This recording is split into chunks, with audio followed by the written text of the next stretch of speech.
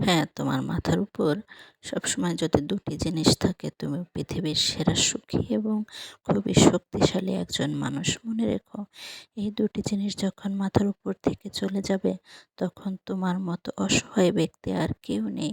আর তোমাকে কেউ তেমন পাত্তা দিবে না। যখন এই জিনিসগুলো থাকবে না, তখনই বুঝতে পারবে। আর হ্যাঁ, সেই জিনিস ২টি হচ্ছে তোমার জন্মদাতা পিতা আর মাথার উপর সূর্য। সূর্য যখন অস্তমিত যায়, সারা পৃথিবী অন্ধকার হয়ে যায়, কিছুই চোখে দেখা যায় না, বাড়তি আলোর প্রয়োজন হয়, তাও অনেক সময় পাওয়া যায় না। আর হ্যাঁ, বাবা যখন জীবন থেকে চলে যাবে, তখনই বুঝতে পারবে দুনিয়া কত কঠিন। কোনো মানুষই আপন নয়, কোনো মানুষের সাহায্যই তোমার কাজে আসবে না, নিজেকে বড়ই অসহায় মনে হবে। তাই এই দুটো জিনিসকে খুব মূল্য দিও।